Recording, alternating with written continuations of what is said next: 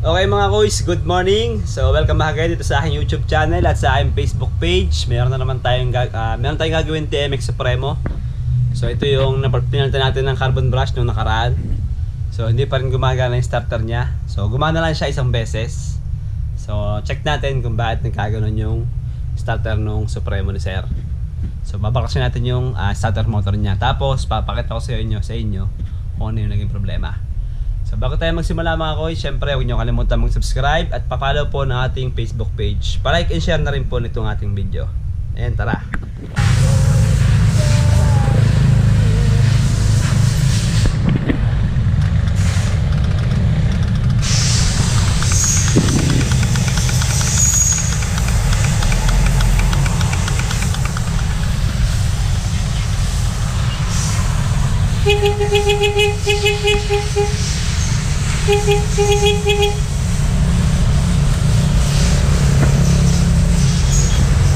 Okay mga koys, welcome back again dito sa aking YouTube channel at sa aking Facebook page. So meron tayong bagong tutorial about sa TMX Supremo. So ito po ay tungkol sa kanyang starting system or sa starter motor. So nakita nyo naman doon sa buong ng video natin, puro lagitik lang yung starter motor niya. Hindi umiikot yung starter motor. So ito po is napalitan na natin ng carbon brush. So gumana na isang beses and then hindi na ulit gumana. So kakalasin natin yung kanyang starter motor. So 10mm lang po ang gagamitin niyo po dyan. Open range at box range. So bago tayo magsimula, so shoutout muna po sa mga sumusunod.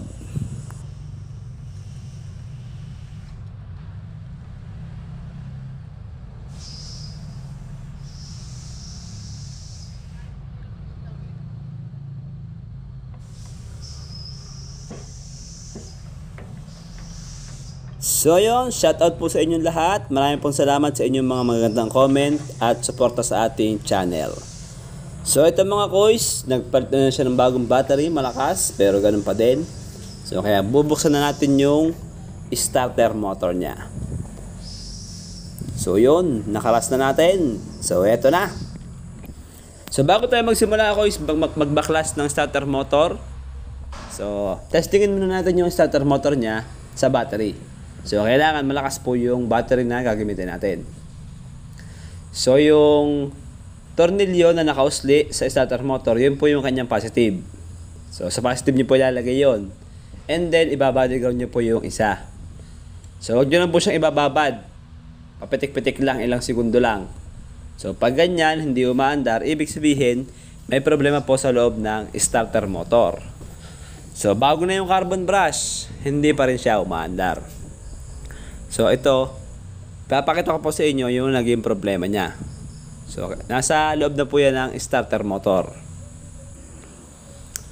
So sa pagkakalas po ng starter motor ng TMX Supremo, so gagamit tayo ng 8mm na socket or T-wrench para makalas yung dalawang tornilyo na nagdudugtong sa magkabilang dulo ng katawan ng starter motor.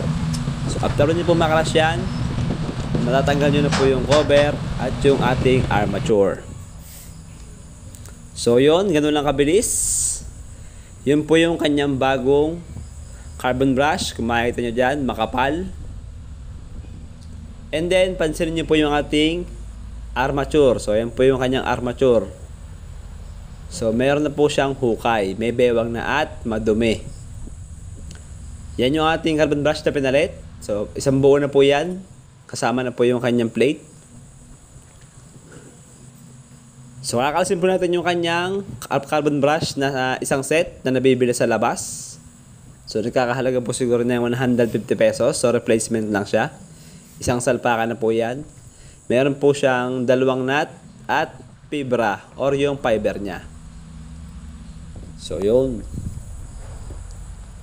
Ang kanyang carbon brush, kita nyo naman, ang kapal pa. At pansin niyo po yung kanyang spring. So, yung spring po niya is kailangan tama po yung pagkakabit. Kasi pag po baliktad, hindi rin po dumidikit ng ayos yung ating carbon brush. So, yun po yung ayusin natin at yung kanyang armature. So, naging problema niyan mga kuys yung ating armature. Yan, yung ating hinahawakan. So malalim na po yung kanyang hukay. So ang kailangan nyo pong gawin dyan mga kois, linisin, lilihain po natin yan ng magaspang at ng pinong pangliha. So gumamit po ako ng 100 na liha at 1,000 na liha. So kailangan nyo lang pong pantayin yan mga kois, yung kanyang pinaka nguso ng armature. So dyan po nagko-contact yung ating carbon brush. Dyan po dumidikit para siya ay umikot. So magaspang muna yung gagamitin natin para makinis na makinis siya. Matanggal pati yung mga dumi. So fast forward na natin mga kois.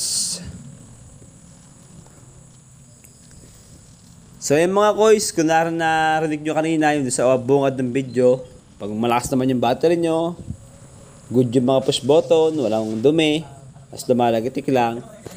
So pag lumalagitik, ibig sabihin, goods po yung starter relay natin. So diretso na po agad tayo sa starter motor kasi nasa loob niya ng problema. Kaya hindi siya umiikot. So yun po yung ating gagawin, nilinisin po natin ng ayos yung kanyang armature. So after po ng magaspang panliha, so doon naman tayo sa pino para mas quality yung pagkakalinis natin. So kita nyo naman, no? Ang linis na nung ating armature. So yun po yung pinaka nagko-contact sa kanya. So yun, makinis na makinis na. Wala na siyang dumi. And then after nyan mga kois, isasalpak na natin yung armature sa carbon brush set.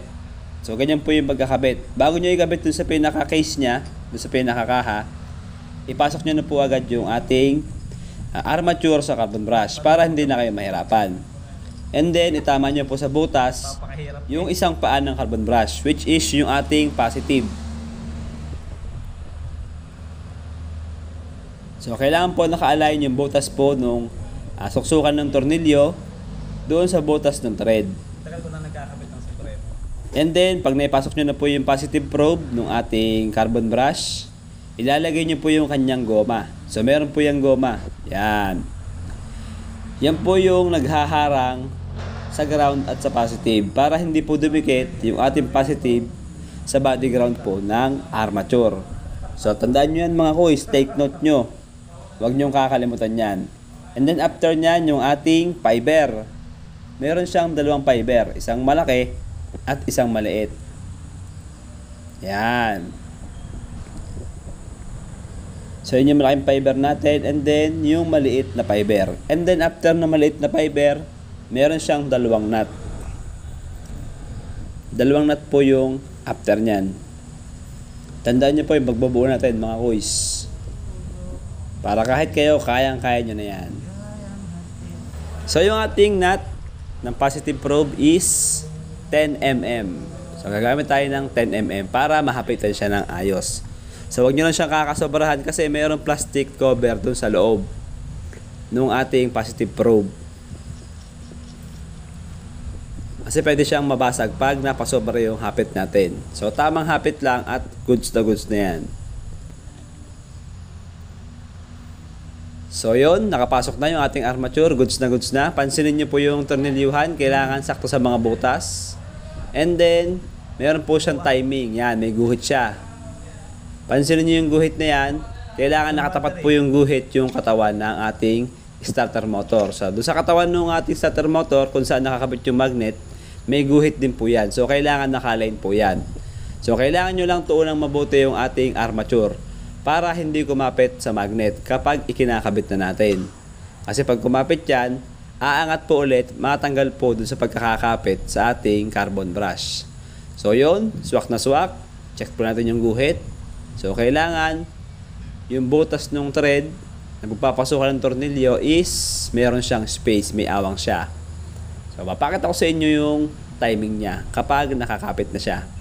So magkabila po yan, meron siyang timing sa baba at sa taas. So, hindi kayo malilito dyan mga kois. Napaka-basic lang. So, yun ang timing. So, kailangan nyo yang magkatapat na maayos. And then, after po niya na may kabit natin yung ating tornilyo, So meron po siyang goma at meron siyang washer na pa letter U. So kailangan align din po yan. So yan po yun. And then gamit lang po ulit tayo ng 8mm na socket para mahapitan yung dalawang tornilyo na naghahawak sa ating starter motor. So sa babatas niya. And then testingin po natin sa battery. So, ingat lang po tayo sa pag-testing ng ating starter motor dahil malakas po yung amperahe kinakain yan pag sa bagong battery. Huwag niyo pong ibababad masyado yung ating ground. So, papitik-pitik lang siguro mga 3 seconds lang or 2 seconds to 3 seconds. So, kailangan madiin po yung pagkakadiin po natin ng ground. So, yun. Umikot na yung ating starter motor. Isang ikot lang. Yun lang po ang naging problema, yung kanyang dumi sa armature. Yan yung mga kois, iikot siya ng malakas. So, kailangan madiin po yung ng ground. Yun, umikot na. So, yun mga kois, salpak na natin yan. And then, testingin na natin pag nakakabit na sa motor.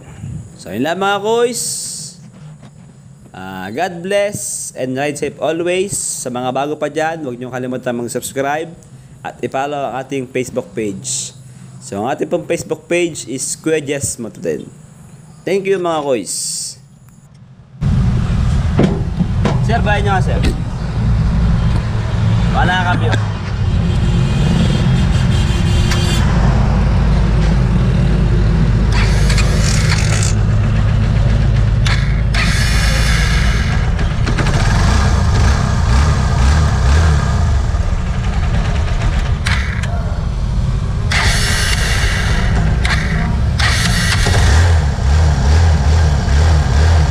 So yun mga kois, suwabe na. Napaandar na natin gamit ang starter. Gumana na ulit. So, thank you po ulit and enjoy the video.